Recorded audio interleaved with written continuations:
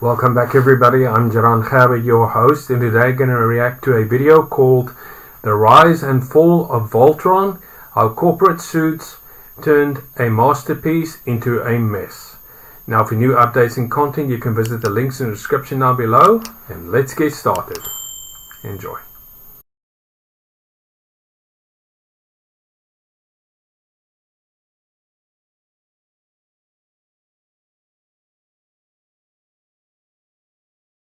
The legend of Voltron, defender of the universe. A mighty robot. Voltron ruled Saturday mornings in 1984 as 5 lion robots combined into one unstoppable hero, then vanished almost overnight.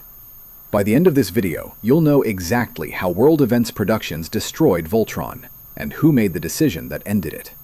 Part 1. The cynical birth of Voltron. Picture this. It's 1983, and World Events Productions is in full panic mode. They're a small licensing company, watching the toy wars explode around them. Transformers is about to launch, with Hasbro's massive marketing machine behind it. He-Man is printing money for Mattel with unprecedented toy-to-media integration. And WEP? They've got absolutely nothing in their pipeline. No original IP, no manufacturing partnerships, no distribution network. That doesn't surprise me. Attack, fight, destroy, never wait and see. The corporate strategy. So they made a calculated gamble that was absolutely brilliant in its cynicism. They literally engineered Voltron to exploit an existing manufacturing infrastructure without spending a single dime on toy development or market testing. Here's what they didn't tell you. Voltron toys weren't American designs at all. WEP found 2 completely unrelated Japanese anime shows, Beast King Go Lion and Armored Fleet DeRugger 15, that already had premium die-cast metal toys manufactured by Poppy, a Bandai subsidiary. While American competitors were churning out cheap injection-molded plastic, these Japanese molds were heavy metal hardware that felt genuinely expensive in kids' hands. The genius move? WEP bought cheap licensing rights to the anime, hired writers to completely rewrite the shows into one shared universe called Voltron, and imported the existing toy inventory directly from Japanese warehouses. No development costs, no manufacturing investment, no market research expenses, just pure arbitrage playing on currency advantages and existing inventory. I never knew this. From a business perspective, this was borderline predatory in its efficiency. They were essentially reselling someone else's complete product ecosystem with a new coat of American marketing paint. The scale of this operation was staggering when you break down the logistics. WEP coordinated licensing deals with Toei Animation for the footage, hired American voice actors and writers to completely reimagine the storylines, and secured distribution partnerships for both the television show and toy inventory simultaneously. They transformed Japanese war stories into American space adventures and created character names and backstories that had nothing to do with the original shows. Now that is good news. Now we may finally have a chance to stop them. The launch success. The coordinated assault hit in 1984, and everything aligned perfectly. And I mean perfectly. The show launched into syndication with 65% household clearance, meaning nearly 2/3 of American TV markets carried it during prime after-school and weekend morning slots. That's massive penetration for an independent production without network backing. Within months, Voltron became the top-rated syndicated children's show in the United States, a position it held for 2 consecutive years against fierce competition. Now think about what that means for toy sales across every retail channel. Kids weren't just watching the show, they were obsessed with the combiner mechanic that made Voltron unique in a crowded marketplace. 5 separate lion toys that merged into one giant robot created a collect-them-all mandate that parents couldn't escape. The die-cast metal construction meant premium pricing points, while the imported inventory kept WEP's costs extraordinarily low compared to domestic manufacturing. WEP was printing money on someone else's manufacturing line. Retailers reported consistent sellouts throughout 1984 and 1985, with some stores unable to keep the Black Lion centerpiece in stock for weeks at a time.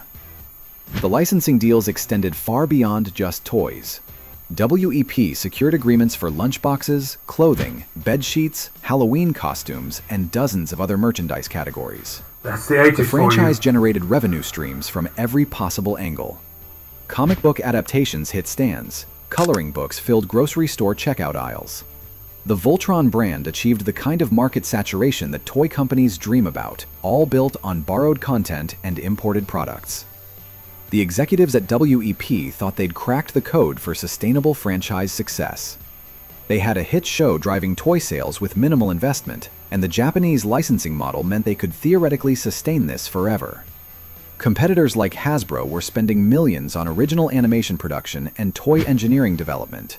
WEP was licensing existing content for pennies on the dollar and watching the revenue roll in. Can you imagine being in those boardroom meetings in late 1984? They probably thought they were absolute geniuses who'd revolutionized the entire toy-to-media business model. But World Events Productions was about to make one of the biggest strategic blunders in toy industry history. The planet is rich in gold and other treasures. I want it.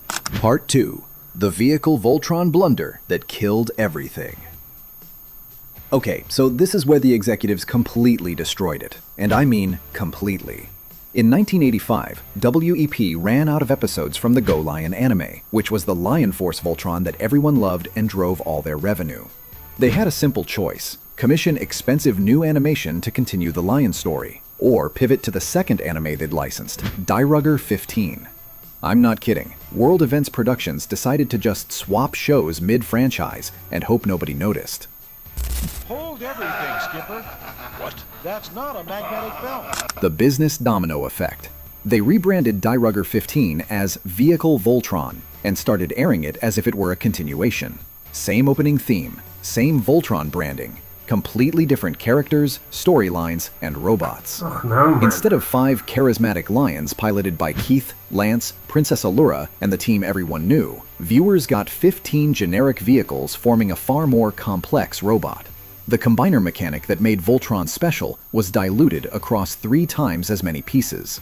Now think about this from a business perspective. Every kid who tuned in expecting Lion Force adventures got ambushed by an entirely different show.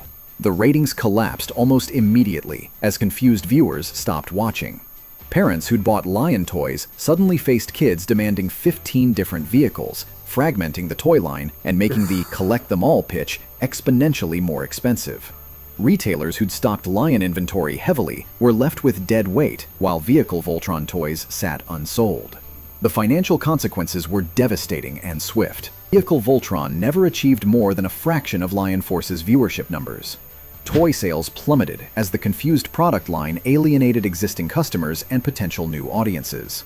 Plans to adapt a third anime, Albegus, as Gladiator Voltron were scrapped as executives realized the brand was hemorrhaging value. Can you imagine being the executive explaining this catastrophic decision to the licensing department? They'd taken the hottest toy property in syndication and torpedoed it to save animation costs. The downstream effects rippled through the business ecosystem. Licensing partners backed away from commitments. Comic book sales dropped. Retailers reduced shelf space. The entire revenue engine suddenly seized up. By late 1985, WEP was in crisis mode, desperately commissioning 20 new Lion Force Voltron episodes to win back audiences. But the momentum was gone. Kids had moved on to shows that didn't pull bait and switches. Toy sales never recovered to 1984 levels. The show was effectively canceled. Attention, all Voltron Force units. When you reach your space cruisers, be sure to check your weapon system. The structural business flaws. But even if they hadn't made that disastrous decision, Voltron had fundamental business problems baked into its licensing model from day one. Transformers succeeded because Hasbro owned the entire vertical integration, from animation production to manufacturing to retail distribution. He-Man succeeded because Mattel controlled the intellectual property completely and could iterate designs rapidly based on direct market feedback. Voltron tried to split the difference, licensing everything piecemeal from Japanese partners who had no stake in American market success.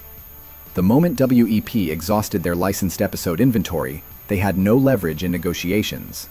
They couldn't demand new content from Toei Animation without massive upfront payments that would destroy their profit margins.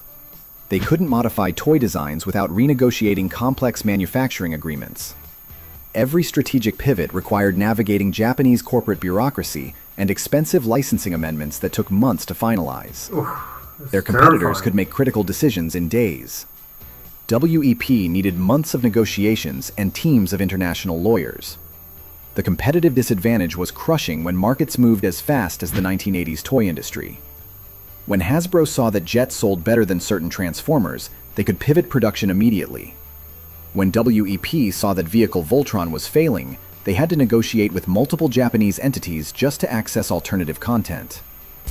Let's get to the escape ships before we explode. Closing.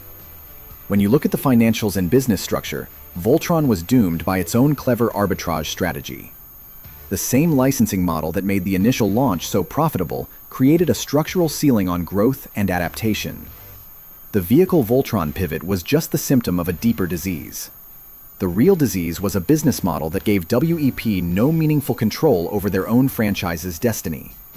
And in the brutal toy wars of the 1980s, where companies needed agility and complete vertical control, that was an absolute death sentence. All units retreat. Commander, I don't believe you said that. We've never run from the droid. Part 3. The corporate aftermath and who killed Voltron. Here's what happened to everyone involved in this corporate disaster. World Events Productions survived the collapse, but never recaptured Voltron's 1984 peak performance. They continued licensing the property for various small-scale revivals, but the core franchise remained effectively dormant for decades in the American market. The executives who made the vehicle Voltron decision never publicly acknowledged the strategic error. No one was fired. No one apologized. There is. Voltron will follow him into the asteroid belt, and the fleets will follow Voltron. The IP's journey. The IP's journey through corporate ownership became a masterclass in how not to manage valuable intellectual property. In 2012, Classic Media, which had acquired the Voltron rights through a series of purchases, was itself purchased by DreamWorks Animation for a staggering $155 million in a deal that included multiple properties. That valuation proved Voltron still had massive nostalgic equity despite being mismanaged for 25 years. DreamWorks launched Voltron, Legendary Defender on Netflix in 2016, which ran for 8 successful seasons and proved the core concept remained commercially viable when properly executed. But the live-action film rights became an absolute legal nightmare that perfectly encapsulated Voltron's business dysfunction. In 2008, WEP sued Toei Animation over movie rights, triggering years of expensive litigation. Later, film rights were acquired by Relativity Media, which promptly filed Chapter 11 bankruptcy in 2015, leaving the movie in development hell. The rights eventually reverted to DreamWorks after legal battles, but by then Hollywood had moved on. Multiple studios had spent years and millions of dollars in development costs on a film that never happened because nobody could untangle the ownership mess that WEP's original licensing strategy had created. The business lesson. So here's the real lesson, and this applies to every franchise you watched as a kid. Voltron succeeded initially because World Events Productions found a brilliant arbitrage opportunity and executed a coordinated media toy launch with genuine strategic precision. The 65% household clearance and die-cast metal premium positioning were textbook strategic moves that maximized early returns and created immediate market impact. But it failed catastrophically because WEP prioritized short-term cost savings over long-term brand management. The vehicle Voltron pivot was an executive decision to avoid animation expenses that destroyed audience trust and toy line coherence in a single quarter. They chose their quarterly budget over their customers. The tragedy is that World Events Productions made a terrible decision at exactly the wrong time, just as Voltron was positioned to compete with Transformers and He-Man for multi-decade dominance. The executives saved maybe a few $100,000 in animation costs and lost tens of millions in long-term franchise value. That's the definition of penny wise and pound foolish. But Voltron wasn't the only franchise that executives destroyed by prioritizing. Which corporate decision made you angriest? Was it Kenner killing the Star Wars line in 1985? Mattel bungling Thundercats merchandising? The suits destroying MASK with terrible retail strategy? Well, now you know the real story behind why your favorite robot vanished from toy aisles. The Lions deserved better, and so did you. See you next. So that was the rise and fall of Voltron, how corporate suits turned a masterpiece into a mess. I thoroughly enjoyed it. To be honest, I never saw the entire series of Voltron, maybe 1 or 2 episodes, but my brother watched the entire series, and he says the best one out of all of them is the Lion Force. The rest of the series is just unwatchable. I didn't even know this happened during the production of Voltron. I mean, if you want to satisfy your customers, you have to spend more than to save cost on lesser things, you know. That's just how business works. If you have to save costs, you have to do it strategically, but this, oh man, this is totally uncalled for. I mean, look at the Lion Force. 5 vehicles that turned into the giant robot Voltron. And now, after the Lion Force, the kids were getting confused. So many vehicles, I think it was 15, trying to transform into Voltron. There goes your sales of your toys down the drain. It was a very bad decision. But all in all, I'm seriously going to give it a chance to watch the Lion Force. And a word of wisdom for today. Like the PDCA cycle in the ISO 9001 standard indicates, plan, do, check, act. Once you do that, you can satisfy your customers. Have a blessed day further, and I'll see you next time. Goodbye.